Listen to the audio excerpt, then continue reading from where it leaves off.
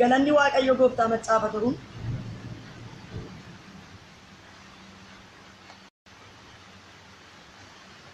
Yesus Kristos barabaraan gooftaa waaqayyo hundumaa mo'ee hundumaa bulchaa warri waaqayyootti amanan immoo mo'ichaan ba'anii galu sagalee waaqayyo macaafa Saamu'eel isa duraa boqonnaa 17 lakkoofsa 41 kaaseeti iddoon wajjin ilaallu sagalee kana keessatti dubbii kana keessatti waaqayyo waan inni hojjete waan inni godhe nama isaa fi ijoollee isaa fi injifannoo yookaan mo'icha irra aanuu yookaan jalaa ba'uu yookaan diinarkaa ba'uu yookaan injifachuu mo'icha akkamitti waaqayyo fidee argina. Egaa sagalee kana nan dubbisa ariifadhee sagalee kana isinii dabarsuu yaala ibsaanis nu danqaanii torkiis waan garaagaraas nu danqaa garuu Yesus Kristos hin danqamu. Haalleluuyaa. Yesus barabaraan gooftaadha. Sagalichi akkana jedha yeroo sanatti Goli'aadii Filisxeemichi namicha isaa gaachana isaa baatu of fuuldura buufatee gara Daawititti dhiyaachaa hin adeeme. Filisxeemichi ilaalee Daawitiin gaggeessaa diimaa dhaabbii tolu tokko yommuu argee in tuffate. Inni waaqayyooti inni Daawititti ani sareedhaa iyyuu ulee qabattee anatti dhuftee jedhe. Maqaa waaqayyoolii isaatiin isaa abaare. Itti fufees mee gara kootti as adeemii ammanii olkee allaattota waaqaa keessaa fi balali'aniif bineensota caakkaatii fi olkee godha jedhe. Daawit immoo Filisxeemichaan ati illee billaa eeboodhaa fi bodee keetiin anatti dhuftee ani garuu maqaa waaqayyoo gooftaa maccaa waaqayyoo loltuu Israa'el isaa ati itti ge'ittuu sanaan sitti dhufe sittan dhufa jedhe. Har'a waaqayyoo harka koo keessa si buusa ani si ajjeesee mataa kee sirraa muree sirraa nan kuta reeffa loltoota Filisxeemotaa allaattonni waaqa keessaa balali'anii fi bineensonni caakaatii fi nan godha. Yommus gooftichi Israa'elootaaf Waaqayyo isaanii akka ta'e guutummaan biyya lafaa ni beeka. Lolli kan Waaqayyo waan ta'eef Waaqayyo harka keenya keessaa si buusa. Waaqayyo billaadhaa fi eeboodhaanii akka hin oolchine walga'iin kun hundinuu hin beeka jedhe. Yeroo Goli'aad Filisxeemichi ka'ee Daawititti adeemetti Daawiti isa rukutuudhaaf gara tarree lolaatti Filisxeemichatti hin fiige. Achumaanis korojoo isaa keessa harka kaa'ee dhagaa fudhatee darbatee adda Goli'aadin hin rukute. Dhagichi adda isaa keessaa baanaan inni lafa dha'e. Adda isaatiinis gadi hin dhoofame. Daawit billaa otuu of harkaa hin qabaatin akkasumatti furrisaa fi dhagaadhaan Filisxeemicha in mo'ate. Inni Filisxeemicha rukutee in ajjeese. Ameen. Waaqayyoon kadhanna. Gooftaa galanni siif haa ta'u. Mo'ichi karaa kee argama. Hangafummaan karaa kee argama. Namni siin amanatu mo'ee gala. Karaa hundumaan yaa Waaqayyo ba'ee gammachuudhaan, karaa hundumaa yaa Waaqayyo gammachuudhaan gala. Maqaa Gooftaa maqaa Yesuus Kiristoosiin galanni siif haa ta'u. Waaqummaan kee, gooftummaan kee, guddummaan kee biyya keenyarra, saba keenyarra nurra akka jiru akka beessiftu galgala kana siin kadhadha. Maqaa Yesuusiin irreen kee biyya keenyaaf dabalee haa diriiru. Harki waaqummaa kee nu wajjin jiraatuu kee akka mul'isu. Yaa Waaqayyo iddoo baay'eetti waan baay'ee irratti si argineerra. Hojii bara dheeraatu hojjette, dhoksaa bara dheeraatu diigde. Harka keessa jabaa isa imimmaan namarraa argineerra. Ammayyuu biyya keenyaaf kan dhaabbatu, saba keenyaaf kan dhaabbatu, waldaa kiristaanaaf ijoollee keef kan dhaabbatu si harki kee aangoo kee mul'isu. Irreen qajeelummaa kee inni mirgaa olachaa jiru. Biyya keessaa biyya alaa ta'anii sagalee kana kan dhagaan. Ulaagaa cabsanii darbuu dadhaban, ulaagaa mo'anii darbuu dadhaban, waan keessaa ba'uu dadhaban maqaa Yesuusiin sagalee kanaan mo'atanii darban. Daangaan diinaa diigamee, daangaan ijoollee kee bal'atu. Hojiin seexanaa diigamee ulfinni kee du'aa qabatu. Ulfinni kee nutti haa dubbatu. Jabinniif aangoon kee nu wajjin haa ta'u. Ayyaana kee nuu baay'isi. Hafuurri hamaan raawwatee qilleensarraa lafarraa lama jala haa hidhamu. Ulfinni kee raawwatee maqaa Yesuusiin saba keetiin haa mul'atu. Ulfinni kee waaree kana booddee haa mul'atu. Aangoon kee mul'atu. Ulfaadhu kabajami. Sagalee kee nuu guri. Maqaa Yesuusiin si dhageenya. Ameen. Nagaan Waaqayyoo biyya hundumaatti siif haa ta'u. Ayyaanni Waaqayyo Abbaa, tokkummaan Hafuura Qulqulluu, jaalalli Waaqayyoo biyya jirtanitti bakka jiranitti maqaa Gooftaa Yesuusiin isiniif haa ta'u. Gooftaan Yesuus Kiristoos mo'ichaan nu adeemsisa. Mo'ichaan baanee mo'ichaan galla. Namni ija isaa Gooftaa irraa hin qaabne hin mo'ata. Mo'ichi karaa Waaqayyoo argama. Mata duree jedhu irratti dubbadha. Mo'ichi karaa Waaqayyoo akkamittiin argamuu danda'a? Namni Waaqayyoo akkamitti ba'ee milkaa'uu danda'a? Namni suuqa rakkinaa keessatti, gola rakkinaa keessatti yookaan caakaa keessatti lafa dhufetti dibata baatee dhufe dibataan hangafa. Dibata baatee dhufe dibataan darba. Dibanni humna Waaqayyoo, dibanni ulfina Waaqayyoo mo'icha argamsiisa. Namni dibataa, namni Waaqayyo dibe, namni Waaqayyo muude, namni Waaqayyo moosise eenyullee qabee gad hin teessisu. Eenyullee argatee hin danda'u. Eenyullee ajjeesuuf hin danda'u. Daawit kuni lafa xiqqaa bakkee horiitti harka Waaqayyoo turre ture. Harki Waaqayyoo sirra jiraatu. Harki Waaqayyoo sirra jiraannaan lafa jirtuu baata. Waan jirtu keessaa baata. Lafa xiqqaatti yommuu harki Waaqayyoo Daawit irra ture, Daawit ijoollee isaa 7 keessa 8ffaa kan ture mucaa quxisuudha. Nama ilaalcha keessa turre, nama yaada namaa keessa ture. Abbaan isaa maatii isaa kan dagatan moggaatti horiitti gaaf tokko Waaqayyo Saamu'eelin itti kaase. Naman qabaa rakkinaa dibere.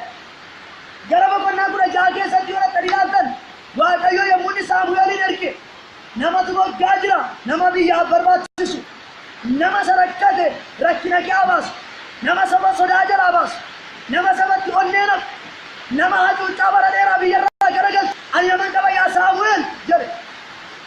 Waaqayyo Daawit irra yaada kaatee Daawitiin dibee Daawitiin muude. Muudamuun kee harka Waaqayyoo yoo ta'e biyyi lafaa lola sitti kaasa.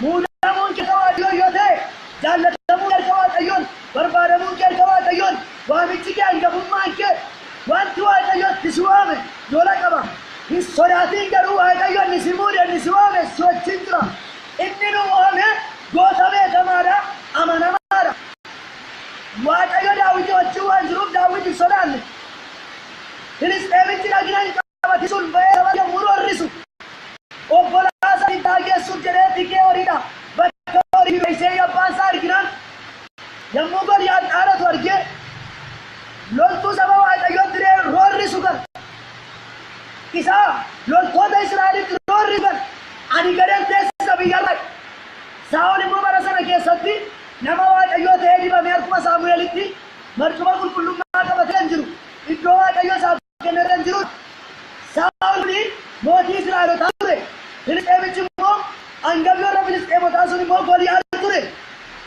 lolli kun bakka sadiitti qoodame lola Saa'olii fi Filisxeemota gidduu jiruu fi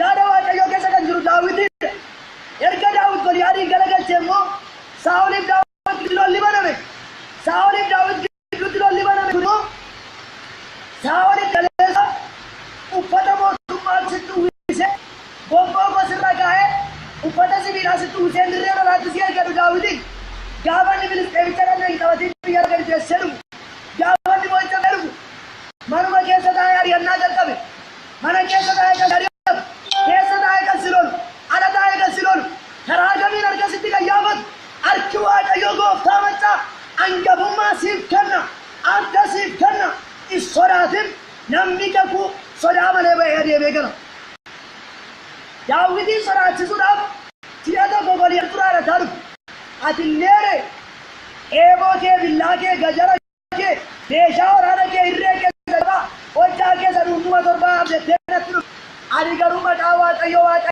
Israa'el maqaa waaqayyoo isaa loltuu Israa'elotaa atitti geessuudhaan har'a gaa akka duraanii murtu geessuu kee sittan dhufa harka koo duwwaa maqaa waaqayyoon qabe namni maqaa waaqayyoo amanatu kumaatamaniin ofirra gadi naqu loltuu jabaadha ba'ee milkaa lolee milkaa hangafummaa argata harki waaqayyoo si wajjin jiraannaan tumsi biraa si barbaachisu harki waaqayyoo nama wajjin ba'ennaan eenyuyyuu nama tumsuu hin danda'u waaqayyoo tokkichi qofaan isaa gaara waaqayyoo gooftaan si wajjin ba'ee lolee injifannoo sii laata kaleessa sana lafa geembe haadhaa babbaan deeggatamee ture jedhe sagaleen waaqayyoo achitti ani yeroo lolaa abbaa kooti isaa ture gararraa isaatti ol deemtanii yoo dubbatan lakkoofsa soddomii tokko kaasaa dubbifadhaa boqonnaa 17 Saamu'eel isa duraa boqonnaa 17 lakkoofsa 11 yoo dhaqqanii dubbiftan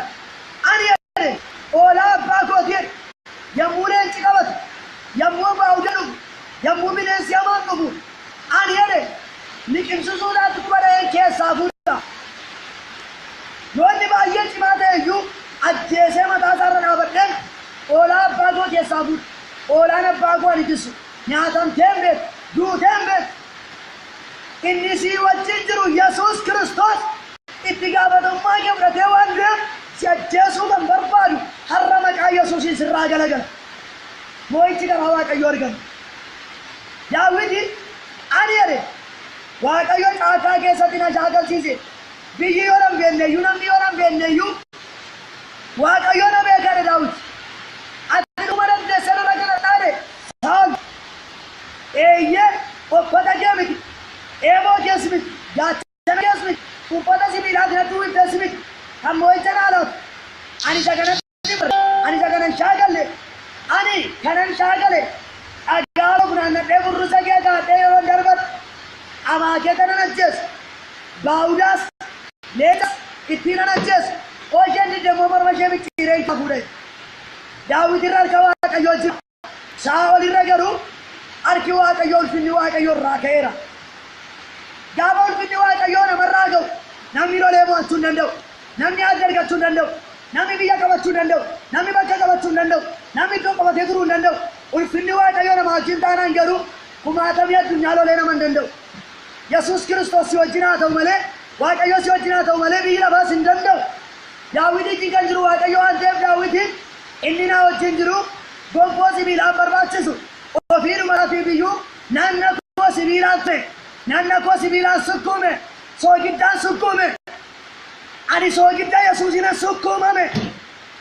narra kakuu jira kan jettu yoo jiraatu lafatti jirtutti sitti hima soojjummaa keetiin barbaadamte qorichummaadhaan barbaadamte biyya lafaaf bakka taatu biyya lafaaf soogidda akka taatu Yesuus Kiristoos soogidda jireenyaa si keessa kaa'eera harrayyuu Daawitirra kan caalu dibata isarra caalu dibata addaa dibata hangafummaa dibata ilmummaa Yesuus si dibeera dibanni sirra jiru hin barbaadama dibanni sirra jiru hin injifachiisa hin moo'icha fidee dhufa hin moosisa injifannoo nama gonfachiisa haleluuyaa Yesuus gooftana Waaqayyo injifannoo sii laata Waaqayyo injifannoo nuu laata Waaqayyo saba isaa wajjin dhaabbata Waaqayyo loltuu beekamaadha Waaqayyo goota beekamaadha eenyu isatti mukutu eenyu isatti hin falmu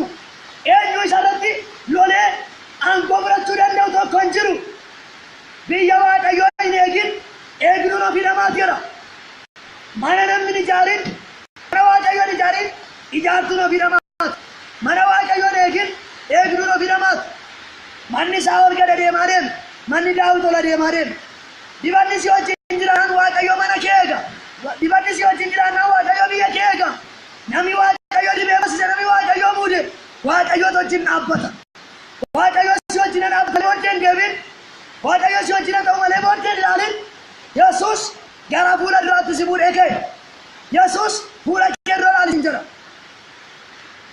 bubbeen yoo ka'e baacaan ololli diinaa jecha lagaa garaa nurraa su'e kunoo maamiti jedhe jecha diina kee dhageessa laphee raafamin oduu lolaa dhageessa laphee raafamin Yesuus hangafummaa sii kenne bara Waaqayyo hangafummaa sii kenne keessatti hangafummaa keetti fayyadame Caaba Asteer boqonnaa tokko dhaxxanii lakkoofsa liitti yoo dubbisan amma boqonnaa sagalii boqonnaa tokko amma boqonnaa sagalii macaafatiin yoo dubbisan wallaansoo qomoo Asteeriif qomoo Mordekaayiif qomoo Amaan gidduu ture argitu lola jabaa kana irratti Waaqayyo Mordekaayii wajjin ture Asteerii wajjin ture yommuu sana Waaqayyo Asteerin dibata dibee simbootti godhee ulfinatti godhee mana mootummaa keessa dhaabe lafa jirtu iddoo jirtu waan Waaqayyo iddoo sana si dhaabeef hin beektu taanaan waan Waaqayyo achi si dhaabeef hin beektu taanaan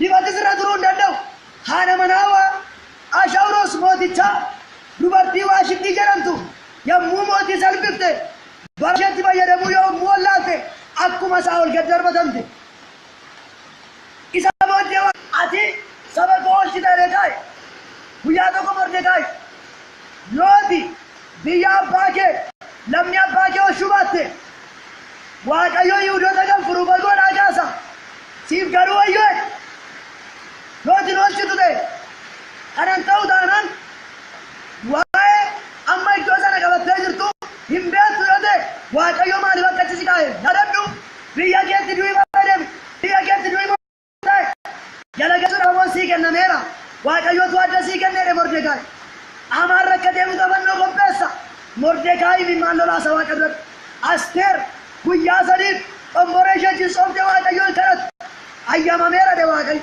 siif ayyamameera yaa nama Waaqayyo iddoo jirtu hin dagatiin Waaqayyo maaliif akka si kaase Waaqa dadhabootaa Waaqa hiyyeessotaa Waaqa warra mirga badii Waaqa warra iddoo dhabanii Waaqa warra gadi hiitamanii Waaqa warra mirga dhabanii warra mana qulqullummaa iddoo dhawwatan Waaqa warra sagalee Waaqayyo iddoo dhabsiisan Waaqa warra dadhabanii rakkataniif Waaqayyo siin kaase Waaqayyo yommuu si kaase lafa jirtu beek kanan ta'u taanaan kan Waaqa dhagaa samaayii Waaqa dhagaa ati yoo Waaqa dhageessa Waaqayyo si dhagaa biyya kee Waaqayyo hin oolcha saba kuni Daawitiin yommuu dhaqee Goliyaad isa achi as ba'ee Israa'eloota moollatti naqa Israa'eloota mormi isaanii yommuu hidhatee ilaalu achi ofirra gaggalanii gugguban yaaddessaa ture Goliyaadiin harka Daawit keessa buuse Waaqayyo Saa'ol yommuu sana hin gammada ture erga Saa'ol Goliyaad kufuusaa dhagee Daawitiin ajjeesuu yaale erga Waaqayyo moo'icha sii kenne isa si ajjeesuu yaalu isa si ajjeesuun si barbaadu, isa si miidhuu barbaadu, Waaqayyo dabarseetti sin laatu. Waaqayyoon hin laatu jedhaman dhuguma Waaqayyo sin laatu. Eeboon Saa'ol yommuu inni Daawititti gadhiise girgiddaa uree keessa ba'e. Eeboon diina kee kan biraadhaaf ta'a malee siif hin ta'u. Xiyyidiinni sitti gadhiisu lafatti galuu qaba malee sitti hin galu. Arfiin jallootaa sin argamu. Iyyi hamaan sin danda'u. Waaqayyo loltuu beekamaadha. Loltuu jabaadha jedhee Daawitiin jira. Gootaati jedhe. Nama akka garaa gootiin jedhe. Kan Daawitiin balleessu Daawit bolleedhaan yommuu ga'e Waaqayyo harka isaa mirgaa Daawitiin ol kaase. Waaqayyo harka sii kaase. Waaqayyo hangafummaa sii kenne. Waaqayyo mo'icha sii kenne. Darbi deebi'ee nama kakuu namni kakuu mo'atee argama. Waaqayyootu si muude Waaqayyootu si dibe. Muudama harka Waaqayyoo namni danda'ee hin hafu. Waraanni kam danda'ee gadi hin buusu. Waaqayyo yerra si dhaabennaan jallaa si duraa garagalcha. Saa'olin Daawitin ari'atu manni Saa'ol gada deemaa deeme. Manni Daawit moola deemaa deeme. Gara dhumaa irratti yoo laattan macaafa Saamu'eel kana gara dhumaa isa lammaffaatti otoo hin ce'in Amaaleqootatti kaasee Waaqayyo Saa'olitti Daawitin ari'ee lafa onaatti galche. Waaqayyo immoo gaba waa'ee keetiin lolamu eessaa akka inni lolu eessaa akka inni si fidu hin beeku. Dhokattee nafu, suuqatti nafu, caakkaa keetti nafu, lafa babbadeetti nafu. Saa'ol ijoollee Waaqayyo ari'atee caakkaatti naqe. Daawit waraana 200 fudhatee caakkaa keessa ture. Lafa ture sanatti harki Waaqayyo Daawit irra ture. Saa'olitti Amaaleqoota kaasee Amaaleqoota utuu baqatu warri dhagina hin qabatin warri xuraa'oon kun dhufanii na ajjeesuurra ati na ajjeesi jedhe. Isa meeshaa waraanaa baatee duukaa isaa ol deemuun lakki ani sin ajjeesu jedhe namichi. Saa'ol billaa luqqifate of ajjeese. Of ajjeesuu Saa'ol macaafa Saamu'eel isuma duraa boqonnaa 31 irratti hidhatanii argitu. Lolli Filisxeemota baay'ee jabaate. Saa'ol yommuu sana Amaaleqoonni Filisxeemonni isa lolani kan moo'icha argamsiisu biraan turre. Yommuu sanatti Daawit yommuu bira ture Amaaleqoonni hin jilbeenfatu. Filisxeemonni kukkufu. Amma garuu Filisxeem humna dabalatee Saa'olitti ga'e. Waaqayyo diina isaa diina Daawititti diina kaase. Waaqayyo irra diina keetti diina kaase. Isa booddee warri dhagina hin qabatin na ajjeesuurraa ani ajjeesuu naa wayyeedhe. 31 lakkoofsa tokko gaafa inni biyyootaan argachuu dandeessu. Moo'ichi jabina namaa miti. Meeshaa waraanaa miti. Karaa Waaqayyo argama. Nama Waaqayyo moosisee eenyuyyuu hin danda'u. Biyyi lafaa hin danda'u. Daawitiin Waaqayyo achi fidee marcuma Saa'ol irra dhaabe. Waaqayyootu marcuma sii laata. Waaqayyootu hangafummaa sii laata. Fuula kee irraa diinni ofiin beekee ijoo gadhiisa. Otuu hin jaallatiin kan si ari'atu harka sitti laata. Waaqayyo si wajjin jiraanna. Waaqayyo nu wajjin jira. Bara baay'eef imimmaan dhugan. Bara baay'eef dhiigaan kan fuula dhiqatan. Rakkina gurguddaa keessa kan turan. Otuu dhugaa qabanii kan dhiitaman. Otuu mirga qabanii kan dhiitaman. Waaqayyo bara kana ijoollee isaa bara fide. Baratu sii dhufe. Keessumaa ilmaan Oromoof Waaqayyo bara fide. Bara isheen itti mangaa turte. Bara isheen itti bu'aa turte. Bara dhiigi ishee balmamuu dide. Bara dhiigi ishee akka dhibaayuu akka bishaanii dhangala'e. Waaqayyo waaqarra taa'ee gadde. Sii gadda Waaqayyo irra. Waaqayyo bara sii fide. Hin dagatin. Waaqayyo bara inni sii fide kana keessatti itti fayyadami. Ati Waaqayyo isa bara sii fide hin dagatin. Akka saba Israa'el warra biyya Gibxii yommuu ba'an Waaqayyo inni Gibxii Waaqa tolfamaa jedhanii Waaqa tolfamaa. Aroon yommuu Museen kakuu bulu fuula Waaqayyootti ol ba'e. Dubartoota irra warqee yaasee qalabatii yaasee bifa yabbii tolche. Yommuu Waaqayyo hangafummaa sii kennu hin dagatin. Waaqayyo hangafummaa sii kennee itti fufta sii jedhe. Walaansoon keenya gara fuulduraattis itti fufa. Moo'ichi kan keenya Waaqayyo nu wajjin dhaabbata. Waaqayyo wajjin hiriiri. Waaqayyo si moosisa. Namni Waaqayyo wajjin hiriiru moo'ee gala, mo'atee gala. Waaqayyo daangaa kee hin dhisa, hin bal'isa. Waaqayyo bara mootummaa kee hin bal'isa.